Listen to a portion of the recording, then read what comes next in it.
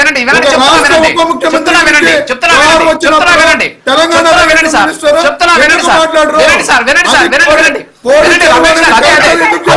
సమస్య ఎక్కడ వస్తుందంటే ఇక్కడే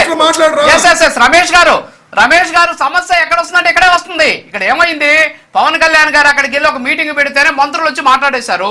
మరి దానికే ఆ స్థాయిలో రియాక్ట్ అయినటువంటి ప్రభుత్వం చెరువు కబ్జా చేశారని యూరో కాయలు వచ్చి చెప్పేసినంత మాత్రాన వాళ్ళు చర్యలు తీసుకోకుండా ఉంటారా? నిజంగా తప్పు జరుగుతుంటే పవన్ కళ్యాణ్ అడుగు పెడితేనే అంతమంది మంత్రులు ఎమ్మెల్యేలు మాట్లాడారే, మరి చెరువు కబ్జా చేస్తుంటే కాముగా ఉంటారా?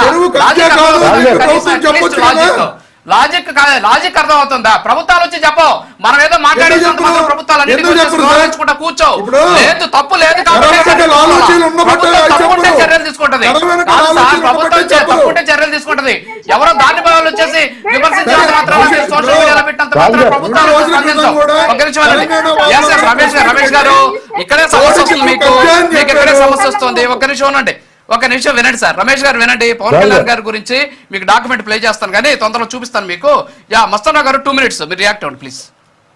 సార్ ఇప్పుడు ఈ పవన్ కళ్యాణ్ గారికి సంబంధించిన చెరువు ఏదైతే ల్యాండ్ ఉందో అతను ఒక విచిత్రమైన అర్థం కాదు ఏంటంటే, బ్రహ్మనాయుడు గారు అట్లా మరి ఆయన మోసపోయారో ఏంటో తెలియదు కానీ ప్రభుత్వం దృష్టిలో ఆయన ఫేక్ జీవోలు సృష్టించి భూమిని కాజేయడానికి ప్రయత్నించారని అరెస్ట్ చేశారు. దానికేమో అంబటి రాంబాబు గారి దగ్గర నుంచి పిన్నెల్లి రామకృష్ణారెడ్డి గారి దగ్గర నుంచి జగన్ గారి దగ్గర నుంచి అందరూ కూడా బ్రహ్మనాయుడు మోసపోయాడు, బ్రహ్మనాయుడికి అమాయకుడు, ఆయనకేం తెలియదు అంటారు. ఇంతవరకు పవన్ కళ్యాణ్ గారి చెరువుకు సంబంధించి ప్రభుత్వం నుంచి కానీ ఆయన ఆక్రమించుకున్నారని కానీ కబ్జా అని కానీ ఎక్కడా కూడా తెలంగాణ ప్రభుత్వం రాలేదు. రెండోది ఏంటంటే ఆ అమ్మిన వాళ్ళు కూడా ఆ జన్వాడకు సంబంధించిన ఆ విలేజ్ లోనే ఎక్కడైతే చెరువు ఉందో ఆ విలేజ్ లోనే ఉన్నారు, అమ్మిన వాళ్ళు కూడా ఉన్నారు. అది వాళ్ళందరూ కూడా తెలంగాణ వాసులే. వాళ్ళందరినీ అడిగినా కూడా వాస్తవం తెలిసింది. ఇప్పుడు అసలు బ్రహ్మనాయుడు గారిని ఏమో వెనకేసుకొస్తారు, అరెస్ట్ అయిన ఆయన ఏమో వెనకేసుకొస్తారు.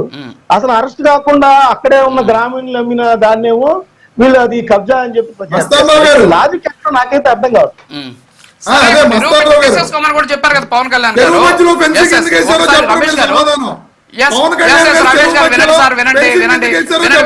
రమేష్ గారు చెరువు మధ్యలో ఫెన్సింగ్ కాదు, అది చెరువు మధ్యలో ఫెన్సింగ్ కాదు. వినండి సార్, రమేష్ గారు మీకు వినే ఓపుకుంటే నేను చెప్తా, వినే ఓపుకుంటే నేను ఆన్సర్ చేస్తా. ఒక్క నిమిషం ఒకసారి డాక్యుమెంట్ వినండి సార్, వినండి సైలెంట్ గా వినండి ప్లీజ్. ఒక్కసారి ప్లీజ్ సార్ ఒకసారి డాక్యుమెంట్ ప్లే చేయండి సార్. ఇది వచ్చేసి పవన్ కళ్యాణ్ గారి ల్యాండ్ కి సంబంధించినటువంటి ఈసీ అనమాట. ఈసీ మీరు ఆన్లైన్ లో చూసినా కూడా దొరకదు.